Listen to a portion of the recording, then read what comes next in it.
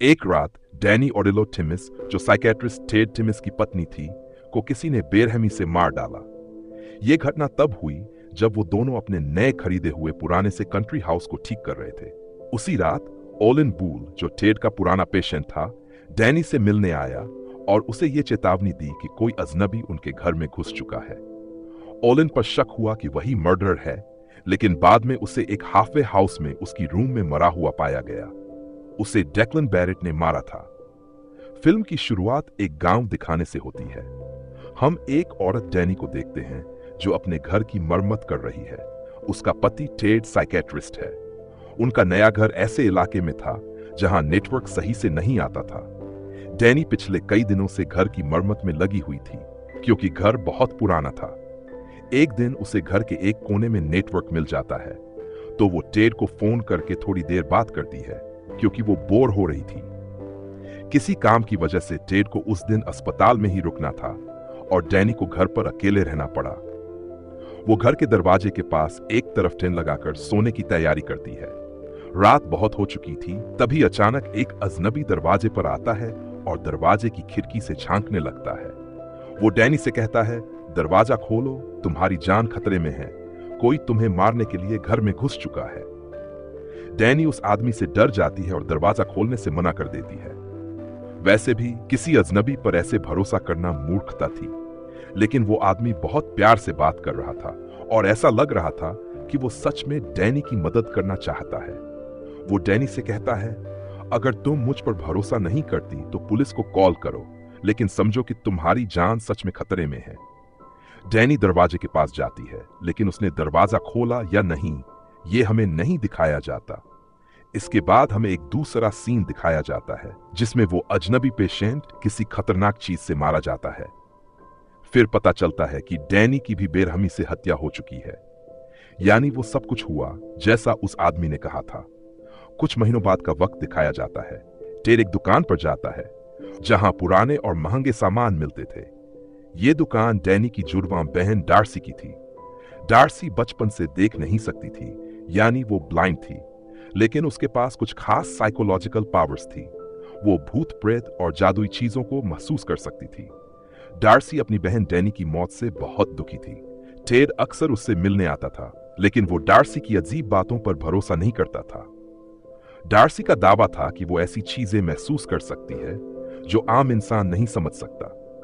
एक बार उसके हाथ में एक घंटी थी और वो टेड को बताती है, ये घंटी एक लड़के की जान से जुड़ी थी।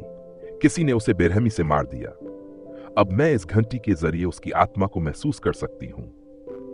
टेड डार्सी को वो चीज देने आया था जो डार्सी ने उससे मांगी थी। वो चीज उस अजनबी पेशेंट की थी जिसकी आंख नकली थी। डार्सी उस चीज के जरिए पता लगाना चाहती थी कि उस आदमी ने डैनी को क्यों मारा। वो चीज एक रूमाल थी। इसी दौरान डार्सी को पता चलता है कि टेड ने अब किसी और लड़की के साथ रिश्ता बना लिया है और वो जल्द ही उससे शादी करने वाला है। डैनी की मौत को ज्यादा समय नहीं हुआ था, इसलिए डार्सी को यह बात बुरी लगी, लेकिन उसने ये जाहिर नहीं होने दिया। टेड उसे बताता है कि वो लड़की पहले उसकी दोस्त थी, लेकिन अब उसे किसी सहारे की जरूरत है। टेड कहता है, हमने एक दूसरे से रिश्ता बना लिया है और शादी करने का फैसला किया है। वो भी हमारे अस्पताल में ही काम करती है। ये बोलकर वो वहां से चला जाता है। लेकिन हमें समझ आता है कि टेड ने जिस रात अस्पताल में रुकने का बहाना बनाया था, वो शायद सिर्फ अपनी दोस्त के लिए था, जिसकी वजह से डैनी को घर पर अकेले रात बितानी पड़ी। यानी वो पहले से ही डैनी को धोखा दे रहा था। शाम को डार्सी उसके घर आती है। वो नकली आंख वाले पेशेंट का रूमाल भी लेकर आई थी। उसने वो रूमाल टेबल पर रखा और उसमें कुछ चीज डालने के बाद अपने ग्लव्स उतारकर उसे छूती है। जैसे ही वो रूमाल छूती है, उसे कुछ ऐसा दिखता है जिसकी उसने उम्मीद नहीं की थी। वो इतनी डर जाती है कि उसकी आंखों में आंसू आ जाते हैं। इसके बाद डार्सी स्टोर रूम में जाती है, जहां उसने एक बड़ा सा लकड़ी का बॉक्स रखा हुआ था। पहले वो उसे ध्यान से देखती है, फिर उसके पास जाकर बैठ जाती है। इस रूम में कई और अजीब चीजें थीं, जो उन लोगों से जुड़ी थीं जो अब इस दुनिया में नहीं थे, लेकिन डार्सी उन्हें महसूस कर सकती थी। इसके बाद हमें दिखाया जाता है कि टेड अपनी नींद से जागता है और अस्पताल जाने की तैयारी करता है, लेकिन उसकी दोस्त उसे रोकती है वो उसे कैमरे में ली गई तस्वीरें दिखाती है। ये कैमरा असल में डैनी का था, जो टेड की दोस्त को मिला था। कैमरा ऐसा सेट किया गया था कि वो खुद ब खुद तस्वीरें ले लेता था। उसने टेड को एक तस्वीर दिखाई जो अचानक ली गई थी। उस तस्वीर में डैनी की परछाई थी, जबकि उसे मरे हुए काफी समय हो चुका था। टेड इसे नजरअंदाज कर देता है, लेकिन उसकी दोस्त को यह बहुत अजीब लगता है। अब टेड की नाइट ड्यूटी थी, तो उसकी दोस्त को भी इस घर में अकेले रहना था, लेकिन वो डरी हुई थी क्योंकि ये वही घर था जहां डैनी मरी थी। टेड उसे समझाता है, बस कुछ ही दिनों की बात है, मेरी ड्यूटी का टाइम बदल जाएगा, तब तक तुम्हें एडजस्ट करना पड़ेगा। इस पर उसकी दोस्त कहती है, नहीं, जब तक तुम्हारी नाइट ड्यूटी है मैं अपने घर में रहूंगी, जब तुम्हारा टाइम बदलेगा तब मैं वापस आऊंगी। टेड इस बात पर सहमत हो जाता है। उसकी दोस्त उसी दिन जाने वाली थी। टेड के काम पर जाने से पहले वो बताती है कि पिछली रात डार्सी ने एक अजीब गिफ्ट भेजा था। वो वही लकड़ी का बॉक्स था जिसे देखकर दोनों हैरान हो गए। वो और भी चौंक गए जब पता चला कि डार्सी घर के बाहर खड़ी है। टेड और उसकी दोस्त उसे अंदर ले आते हैं। किसी ने उसे बुलाया नहीं था, वो खुद आई थी। वो वहां 2 दिन रुकने आई थी। टेड की दोस्त इससे खुश नहीं थी, लेकिन टेड उसे मना भी नहीं कर पाया। अब न तो टेड घर पर रहने वाला था और न ही उसकी दोस्त, लेकिन फिर भी डार्सी रुकना चाहती थी। डार्सी ने उन्हें लकड़ी के बॉक्स का गिफ्ट दिखाया जो सच में अजीब था। उसमें एक बड़ी सी लकड़ी की मूर्ति थी। टेड की दोस्त को यह देखकर बहुत बुरा लगा। फिर टेड उसे समझाता है, जब डार्सी यहां से चली जाएगी तब मैं इसे हटा दूंगा। जब तक वो यहां है प्लीज बर्दाश्त कर लो। इसके बाद टेड घर से चला जाता है। कुछ देर बाद उसकी दोस्त भी जाने वाली थी, लेकिन उसकी चाबी कहीं गुम हो गई। टेड की दोस्त चाबी ढूंढने की बहुत कोशिश करती है, लेकिन उसे नहीं मिलती। वहीं डार्सी बहुत आराम से बैठी रहती है, जैसे उसे पहले से पता हो कि यहां क्या होने वाला है। अब जब उसे चाबी नहीं मिलती है तो डार्सी उससे पूछती है, अब तुम जाने वाली नहीं हो? वो कहती है, नहीं, और अब उसे उसी घर में रुकना पड़ता है। थोड़ी देर बाद टेड की दोस्त देखती है कि लकड़ी के बॉक्स की मूर्ति डाइनिंग टेबल पर रखी हुई है। टेड की दोस्त को यह बहुत अजीब लगता है। वो डार्सी से पूछती है, क्या तुम इसे बाहर लाई हो? इस पर डार्सी बहुत अजीब सा जवाब देती है, नहीं। अब उसकी दोस्त सोच में पड़ जाती है कि फिर यह मूर्ति यहां कैसे आई, लेकिन वो इसे इग्नोर करती है और डार्सी के लिए खाना लेकर आती है। दोनों के बीच कुछ बातें होती हैं। टेड की दोस्त उससे उसके काम के बारे में पूछती है। जब डार्सी बताती है तो टेड की दोस्त मन ही मन हंसती है, क्योंकि उसे लगता है कि डार्सी किसी जादू टोने जैसी बातों में यकीन करती है। डार्सी उससे पूछती है, तुम्हें इस घर में कैसा लगता है? टेड की दोस्त जवाब देती है, मुझे बहुत अच्छा नहीं लगता, खासकर जो तुम्हारी बहन के साथ हुआ, उससे मैं और ज्यादा कंफ्यूज हो गई हूं। डार्सी पूछती है, अगर कोई अजनबी तुमसे दरवाजा खोलने को कहे तो क्या तुम दरवाजा खोलोगी? टेड की दोस्त कहती है, नहीं, क्योंकि मैं इतनी बेवकूफ नहीं हूं। यह सुनकर डार्सी गुस्सा हो जाती है। वो कहती है, मेरी बहन बेवकूफ नहीं थी, उसने दरवाजा नहीं खोला था, यानी उसे नकली आंख वाले पेशेंट ने नहीं मारा, बल्कि किसी और ने मारा है। यह सुनकर टेड की दोस्त कहती है, अगर उस पागल आदमी ने उसे नहीं मारा तो फिर किसने मारा होगा? डार्सी कहती है, एक मेल नर्स जो टेड का दोस्त है और उसी अस्पताल में काम करता है जहां टेड डॉक्टर है, और नकली आंख वाला आदमी तो सिर्फ पेशेंट था। यह सुनकर टेड की दोस्त को बहुत अजीब लगता है। अब हमें उस रात का सीन दिखाया जाता है जब वो आदमी डैनी के दरवाजे पर आया था। यहां पता चलता है कि डैनी ने सच में दरवाजा नहीं खोला था और नकली आंख वाला आदमी सच में उसकी मदद करने आया था, क्योंकि उस वक्त घर में कोई घुस चुका था जैसा उसने कहा था। वो असल में एक मास्क पहनने वाला आदमी था जिसने बेरहमी से डैनी को मार डाला। कुछ देर बाद टेड की दोस्त उसे फोन करके बताती है, ये डार्सी बहुत अजीब है, वो अजीब बातें करती है। वो कह रही है कि डैनी को नकली आंख वाले आदमी ने नहीं मारा, बल्कि तुम्हारे अस्पताल का एक नर्स जो तुम्हारा दोस्त है उसने मारा, और मुझे उसके साथ अच्छा नहीं लग रहा। मैं अपने घर भी नहीं जा पा रही क्योंकि मेरी कार की चाबी खो गई है, और मुझे लगता है कि डार्सी ने ही चाबी इधर उधर कर दी है। टेड उसे शांत करता है और कहता है, अपने कमरे का दरवाजा बंद कर लो और सो जाओ। वो अपने कमरे में चली जाती है, लेकिन उसे नींद नहीं आती। वो नीचे आती है और देखती है कि डार्सी सोफे पर सो रही है। अब वो चुपचाप लकड़ी की मूर्ति के पास जाती है ताकि देख सके कि उसमें क्या राज छिपा है। मूर्ति के सिर में 5 छेद थे। जब टेड की दोस्त ने उसे चेक किया तो उनमें से एक में डैनी और डार्सी की तस्वीरें थी, एक में एक दांत और एक में छोटी सी खून की बोतल थी। लेकिन तभी डार्सी की आंख खुल जाती है और वो गुस्से में कहती है, सब कुछ वापस रख दो। टेड की दोस्त डरकर वो सब चीजें मूर्ति के सिर में वापस रख देती है। उसके बाद वो वहां से चली जाती है, लेकिन डार्सी पूरी रात उस मूर्ति के सामने बैठकर गुजारती है। टेड की दोस्त डर गई थी। अब टाइम पास करने के लिए टेड की दोस्त डैनी के कैमरे में रिकॉर्ड किए गए वीडियो देखने लगती है। वहां उसे डैनी के पीछे एक अजीब सा चेहरा दिखता है।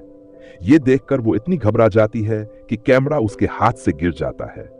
फिर उसे महसूस होता है कि डैनी की आत्मा कमरे के एक कोने में खड़ी है। ये देखकर वो और ज्यादा डर जाती है। तभी उसे अपनी कार की चाबियां मिल जाती हैं और वो तुरंत कार लेकर वहां से चली जाती है। अब सीन हॉस्पिटल का है, जहां टेड और डैनी का हत्यारा, जो कि एक मेल नर्स है, दोनों दोस्ती कर रहे हैं। दोनों आपस में बातें कर रहे हैं। जब टेड घर लौटता है तो देखता है कि उसकी दोस्त वहां नहीं है और डार्सी टेबल पर उदास बैठी है। टेड उससे पूछता है कि उसकी दोस्त कहां गई।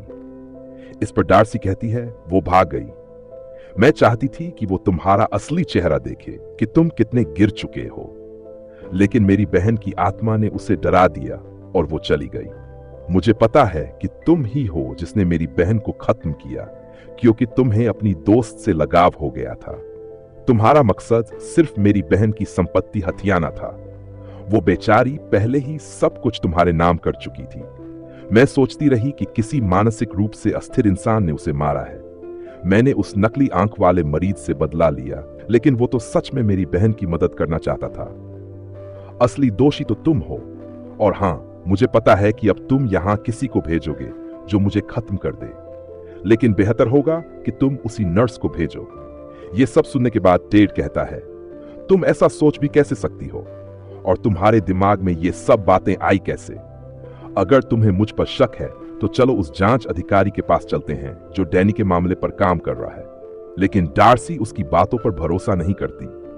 टेड कहता है, ठीक है, ये लो, मैं अपना फोन यहां रख रहा हूं और मैं जांच अधिकारी के पास जा रहा हूं। मैं उसे कहूंगा कि वो तुम्हें कॉल करे और सब सच बता दे। जो भी कॉल आए तुम उठाना। यह कहकर टेड वहां से चला जाता है। अब हमें एक फ्लैशबैक दिखाया जाता है जहां टेड उसी नर्स के पास बैठा डैनी को खत्म करने की योजना बना रहा था। हां, डार्सी बिल्कुल सही थी। टेड को अपनी दोस्त से लगाव हो गया था और वो डैनी की प्रॉपर्टी पाना चाहता था। उसे सिर्फ पैसों की परवाह थी, डैनी से कोई लगाव नहीं था। टेड के कहने पर नर्स ने डैनी को खत्म कर दिया, क्योंकि असली विकृत मानसिकता वाला वो था जिसे दूसरों को नुकसान पहुंचाने में मजा आता था। लेकिन सवाल उठता है कि इस सब में उस नकली आंख वाले आदमी का क्या रोल था? असल में भले ही वो मानसिक रूप से ठीक नहीं था, लेकिन दिल से वो अच्छा इंसान था। वो टेड और नर्स की बात मानते हुए उस रात डैनी को बचाने गया था, लेकिन डैनी ने उस पर भरोसा नहीं किया और उसकी हत्या कर दी गई। और क्योंकि वो आदमी पहले से ही शक के घेरे में था, डार्सी ने उसे ही खत्म कर दिया।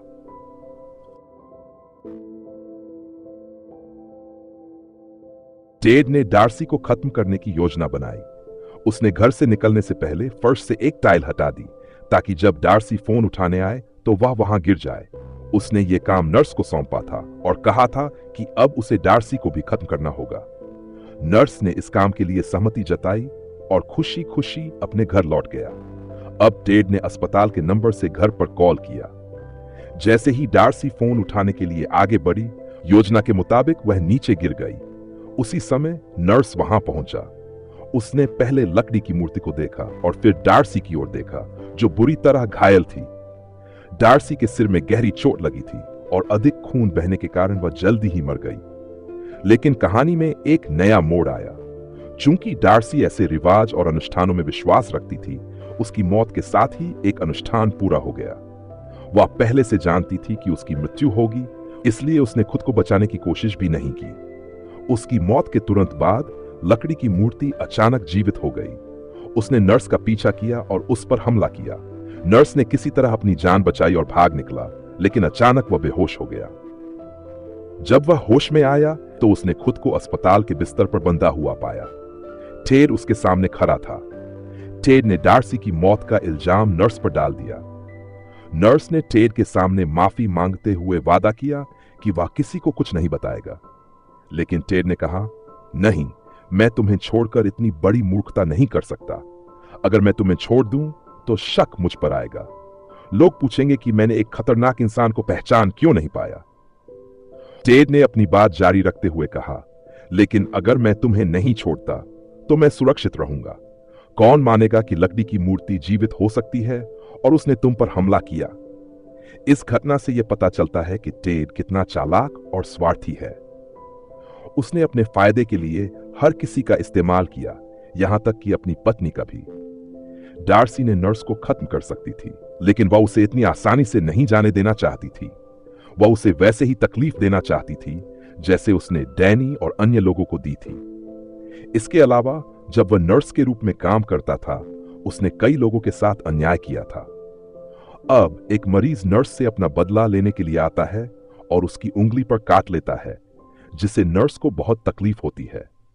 इसके बाद हम देखते हैं कि टेड, जो बहुत परेशान दिख रहा था, अपने घर लौटता है।